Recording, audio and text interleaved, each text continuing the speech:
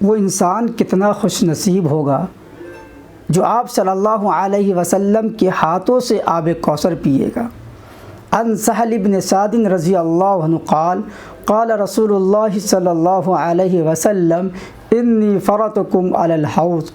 حضرت سہل بن سعد رضی اللہ عنہ سے مروی ہے کہ آپ صلی اللہ علیہ وسلم نے ارشاد فرمایا، روز محشر میں حوض کوثر پہ تمہارا انتظار کروں گا، فمن مر علیہ شرب، اور جو شخص وہاں سے گزرے گا میں انہیں سراب کروں گا، حوض کوثر کا پانی پلاؤں گا، فمن شرب لم یظمأ ابدا، اور جو ایک مرتبہ اس کا پانی پی لے گا پھر اسے کبھی پیاس نہیں لگے گی۔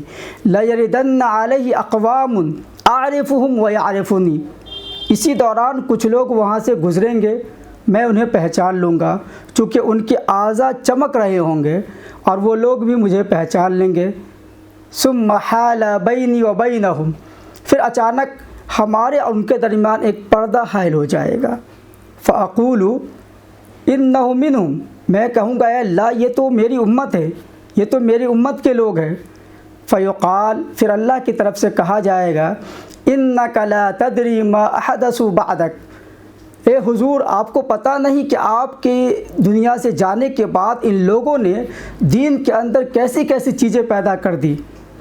فاقول، پھر میں کہوں گا سحقا سحقا لمن غیر بعدی، کہ دور ہو جا وہ شخص جس نے میرے بعد دین میں نئی چیزیں ایجاد کر دی۔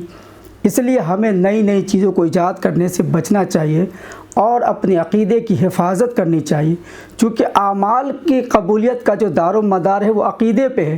اگر عقیدے میں ذرہ برابر کمی آ گئی تو یقین جانیے ہمارے اعمال چاہے جتنے بھی اچھے ہوں، نمازیں جتنی اچھی ہو، روزے جتنے اچھے ہو، حج اور زکوٰۃ جتنے اچھے ہو، اگر ہم نے دین میں بدعت پیدا کر دیا تو یقینی بات ہے حوض کوثر پہ ہم دھتکار دیے جائیں گے۔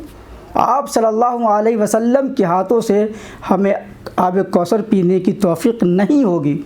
ہو سکتا ہے کہ دنیا میں دستار والے ہو سکتا ہے نماز اور روزے کی کثرت ہو، لیکن چونکہ دین میں کوئی نئی چیز پیدا کرنا یہ اعمال کو برباد کرنے کا ذریعہ ہے، اس لیے دین میں نئی چیزوں سے بچیں اور پرہیز کریں۔